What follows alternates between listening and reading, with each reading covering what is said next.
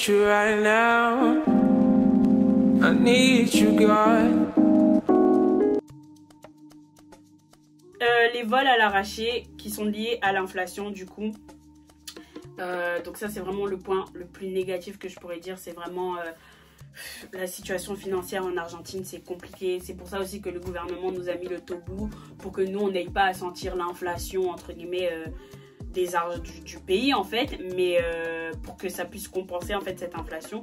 Mais je vous promets que à force, comme j'ai vécu 5 mois, à la longue j'ai vu cette inflation et elle est énorme. L'inflation que nous on vit ici en France, c'est vraiment rien par rapport à ce que les Argentins vivent au quotidien. Alors, je veux pas offusquer ou attrister ou blesser quelqu'un, mais vraiment les Argentins ils mangent l'inflation matin, midi, soir en fait, tous les jours, tous les 4 matins.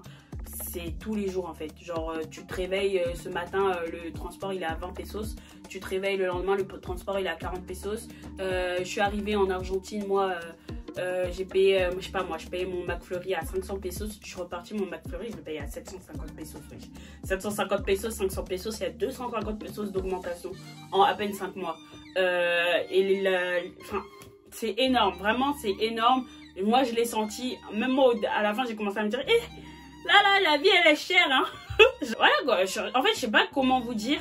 C'est que par exemple aujourd'hui nous en France, même si on subit une inflation et tout, par exemple on peut aller à Lyon, tu vois, genre par exemple tu peux aller à Lyon aujourd'hui, tu peux aller à Lyon, tu peux aller à Marseille, tu peux arriver en économisant un tout petit peu à aller.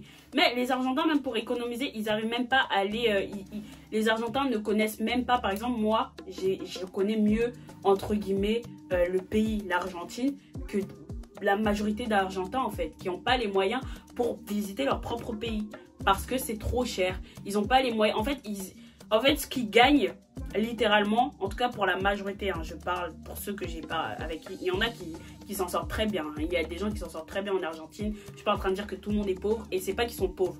C'est pas la pauvreté, c'est pas un problème de pauvreté. Il y a des gens pauvres, mais c'est pas un problème de pauvreté, c'est un problème d'inflation, on va dire, qui fait que ils peuvent vivre, ils arrivent à vivre, mais ils peuvent pas faire des folies en fait. Genre, c'est même pas une folie, mais on va dire leur plus grand voyage qu'ils peuvent faire, c'est aller à Mar de la Plata, qui est entre guillemets à 2 heures de l'Argentine.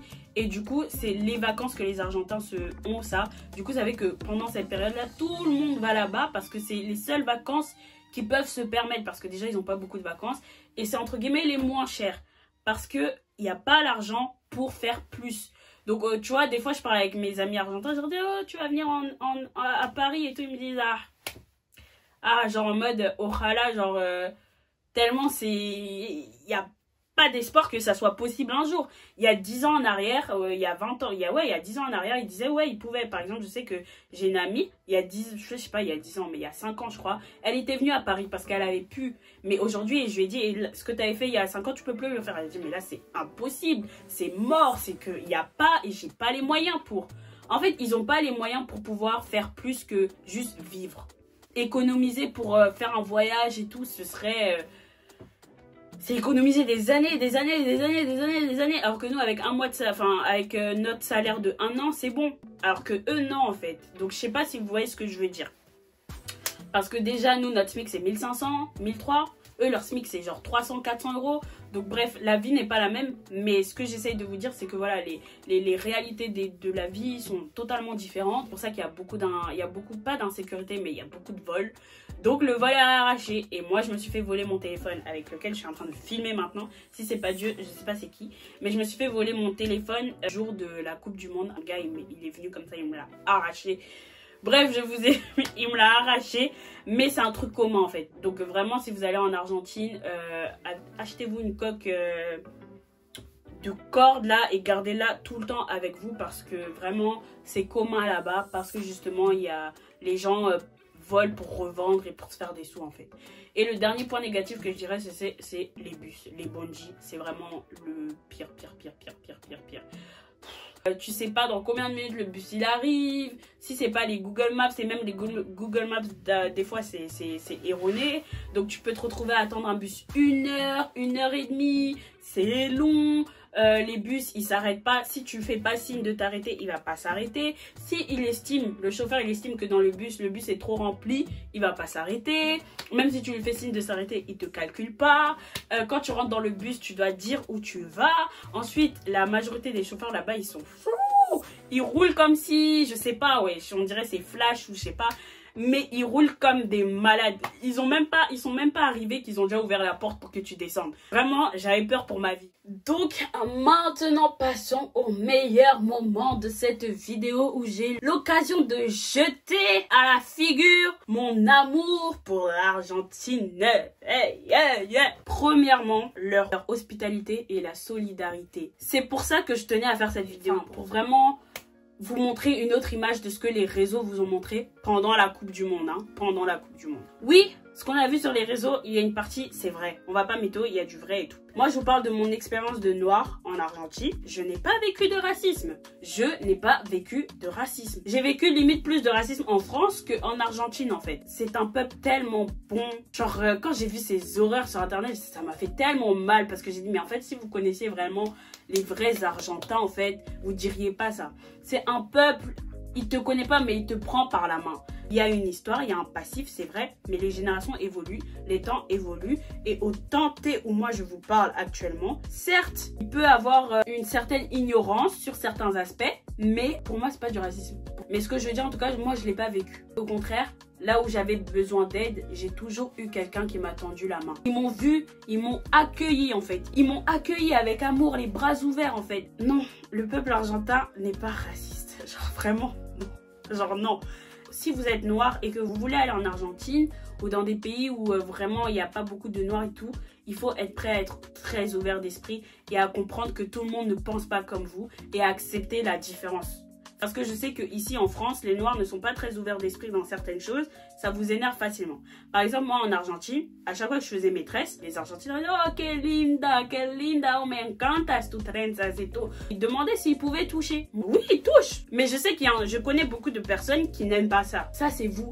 Parce que vous avez l'habitude, parce que vous connaissez. Mais comme vous l'avez dit et comme vous savez, en Argentine, il n'y a pas beaucoup de noirs. Donc c'est quelque chose qui est nouveau pour eux. C'est quelque chose qu'ils ne connaissent pas forcément. Donc c'est quelque chose qui, quand ils voient, ils sont curieux en fait. Les Argentins, c'est un peuple qui est très curieux, très passionné. Donc ils vont être passionnés dans tout. Donc même quand ils vont te voir, ils vont voir tes tresses et tout. Passion, ils vont mettre la passion dedans en mode waouh tes tresses et tout, waouh c'est trop beau, je peux toucher, oh mais comment t'as fait, oh nanana, et ils vont toucher, ils vont voir même mes cheveux naturels, genre ils voient, ils disent waouh, oh je peux voir, je peux toucher et tout. Mais en fait si vous n'êtes pas prêt à manger ça ou à subir ça, faut pas aller, parce que vraiment ça je me le suis eu tout au long et tout, mais c'est pas un truc qui m'a gêné parce que moi je peux comprendre que ils ont pas l'habitude de voir ça et que c'est nouveau pour eux et qu'ils sont curieux et qu'ils veulent connaître en fait. C'est comme quelque chose t'as pas l'habitude, t'es curieux pour toi, bah quand t'es curieux t'as envie de connaître. Donc moi je l'ai vu comme ça, donc comme j'étais ouvert d'esprit sur ça, bah du coup je l'ai pas vu comme un truc négatif et j'ai juste embrassé le fait qu'ils veulent découvrir en fait. Et après aussi, parce que je sais qu'il y a le débat de appropriation culturelle sur les tresses et tout, nanana, si vous êtes fermé d'esprit par rapport à ça, n'allez pas en Argentine, parce qu'en Argentine, les Argentines, elles ont des tresses, elles font des tresses, elles font toutes les couleurs, parce que je vous ai dit, c'est un peuple passionné. Donc même dans le style vestimentaire, ils sont passionnés, ils aiment tout tester, tout faire, tout. Donc il y a beaucoup d'Argentines avec des mèches, avec des tresses. C'est quelque chose de commun. Je vois pas ça comme du racisme, je vois juste ça comme de l'ignorance à certains degrés ou de la curiosité. Et le racisme, si on parle du fait qu'il y a une certaine supériorité par rapport à l'autre, non. Quand je vous ai dit que je me suis fait voler mon téléphone, comment je l'ai récupéré? Tout simplement par la solidarité des Argentins. Ils m'ont entendu crier parce que j'ai commencé à courser le voleur qui m'avait volé mon téléphone. Seigneur, pardon, mi celular, mi favor, por favor, et tout. Et en fait, ils m'ont tellement entendu crier, ils m'ont vu le courser. J'ai vu plein d'Argentins. Ils étaient en train de célébrer, ils auraient pu pas me calculer en fait. Ils auraient pu s'en foutre de ma vie. Mais ils ont tous coursé le voleur, ils l'ont rattrapé, ils ont pris mon téléphone et ils me l'ont redonné. Et après, ils se sont assurés que j'allais bien, qu'ils m'avaient pas fait mal, qu'ils m'avaient rien fait. Ils se sont assurés que j'allais bien. Sur le chemin, quand je le coursais, j'ai perdu ma batterie externe, j'ai perdu une paire de chaussures. Quand j'ai récupéré mon téléphone, j'ai vu des gens qui avaient trouvé mes affaires éparpillées, qui me les ont ramenées en fait. Si j'étais noire, s'ils étaient racistes, ils auraient pu très bien pas me calculer, très bien me dire en mode mais on s'en fout genre. Mais non en fait, non.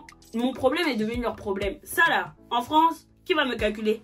Qui? On me vole mon téléphone. Chacun c'est chacun. Là-bas, là, ils sont solidaires dans tout. Le jour de la Coupe du Monde, il y a une dame qui a fait un malaise. On ne savait pas si elle était entre la vie et la mort. Ils ont arrêté de célébrer tous. Ils ont fait un chemin. Les gens ont dit non, arrêtez. En fait, c'est un peuple tellement solidaire. Je ne sais pas comment vous expliquer. Ils se sont stoppés.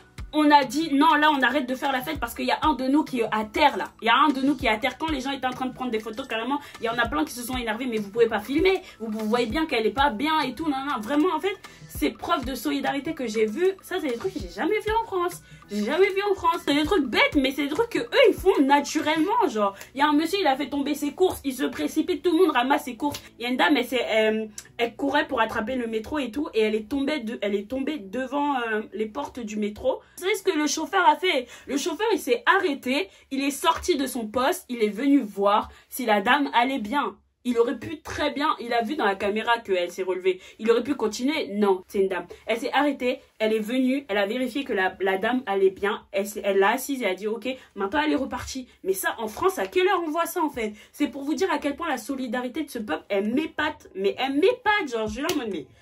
Waouh, waouh, tu vois, ils sont pas parfaits, personne n'est parfait. Parce que l'Argentine, c'est dans ça qu'ils sont, comme je vous dis, c'est un peuple très passionné. Donc même dans les négatifs, ils sont très orgueilleux. Genre... en mode c'est nous quoi, genre l'Argentine c'est un peu l'Europe, c'est un peu le pays le plus européanisé d'Amérique latine. Donc c'est en plus quand vous voyez les Argentins d'aujourd'hui, parce que les Argentins natifs ne sont pas comme les Argentins d'aujourd'hui, ils se croient un peu en haut. Du coup ça fait qu'il y a un peu d'adversité, d'animosité avec les autres pays d'Amérique latine et l'Argentine. Mais en dehors de cet orgueil poussé qu'ils peuvent avoir, il est ressorti beaucoup avec la Coupe du Monde. Donc c'est pour ça qu'il y a eu ces gros débats et tout, parce que voilà, les Argentins sont très...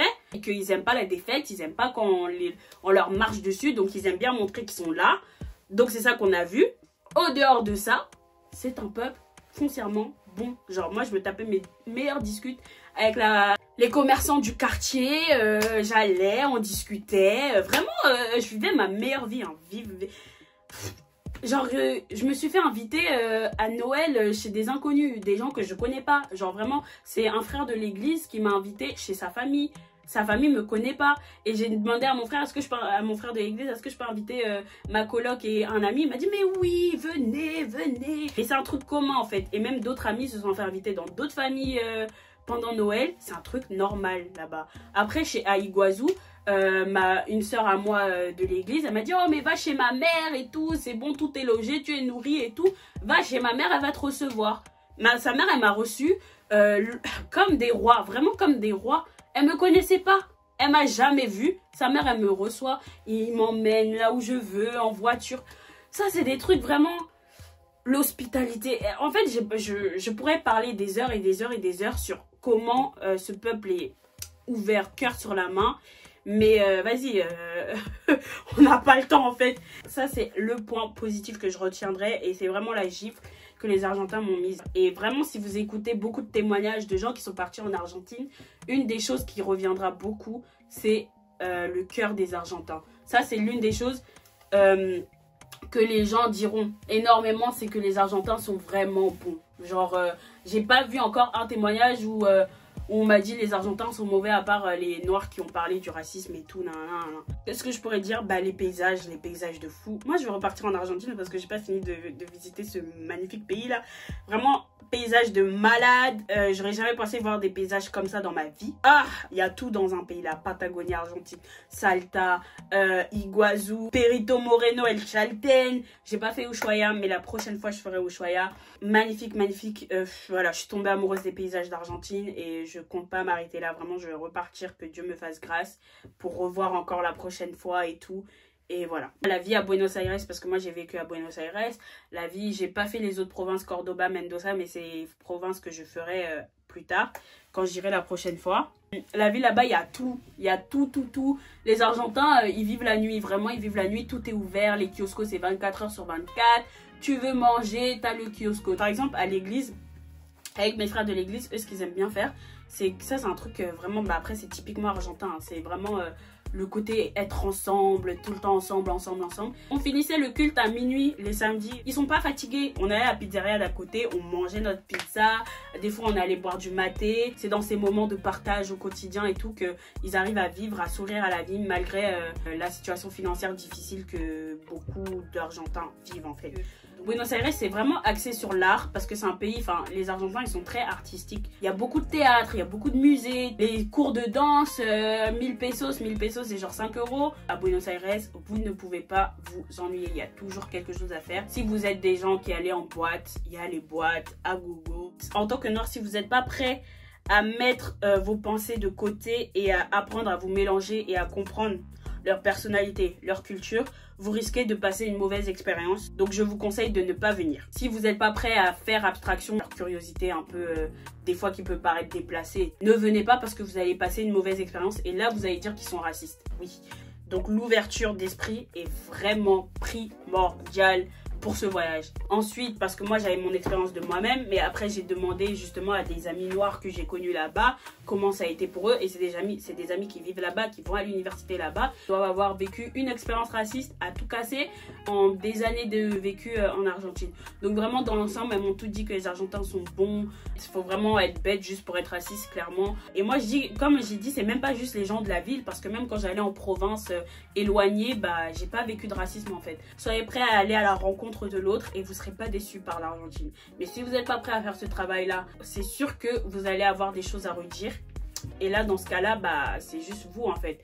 Si tu hésitais à aller en Argentine à cause de ce que tu as vu sur les réseaux, moi je te dis, comme je dirais à tout le monde, arrêtez de vous fier aux réseaux sociaux. C'est peut-être une petite vérité, mais c'est pas la vérité, et ce serait dommage de passer à côté d'un si beau voyage et d'une si belle expérience à cause de ce que vous avez vu. Moi je sais que ce que les gens disent sur des réseaux c'est faux, parce que j'ai eu mon expérience, j'ai vécu là-bas, j'ai vu comment c'était, donc je suis légitime de dire ce que je dis aujourd'hui. Je t'encourage fort à le faire si tu es prêt à mettre de côté tes idées reçues et à t'ouvrir à l'autre. J'ai aimé ce pays et j'y retournerai parce que j'ai fait des belles rencontres, des gens que je porte dans mon cœur et je veux les revoir et je les reverrai.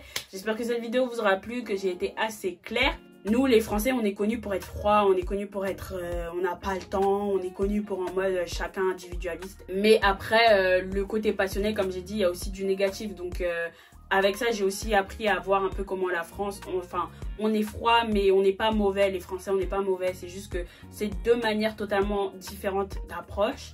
Mais peut-être que tu seras plus en accord avec la manière de la France d'approcher, des Français d'approcher, que la manière des Argentins. Mais il faut être prêt à s'ouvrir. Et moi, aujourd'hui, j'ai vu les deux. Et sincèrement, je me reconnais dans les deux, en fait. Donc, je pourrais pas dire lequel je préfère le plus. Mais c'est vrai que tu te sens beaucoup plus aimé du côté argentin que du côté français. Les Français, on est beaucoup plus réservés, beaucoup plus dans la retenue, beaucoup plus dans l'observation. Alors que les Argentins, ils sont beaucoup plus dans... Il n'y a pas d'observation en fait. Genre en mode, même si je te connais pas, like, viens dans mes bras en fait. Vraiment, c'est ce sentiment que j'ai reçu. Et soit on aime, soit on n'aime pas. Si vous avez d'autres questions à me poser sur le sujet, si vous avez des interrogations, des doutes, whatever, I'm here. You can write me on Instagram ou Snapchat. Je répondrai. Et voilà, donc j'espère que cette vidéo t'aura plu, qu'elle a été assez complète, que tu as eu toutes les informations dont tu avais besoin. N'hésite pas à commenter, partager, liker. Et on se retrouve bientôt pour une prochaine vidéo. Sur ce, God bless you, love you. Mais Jésus t'aime plus que moi. Bisous. Chin.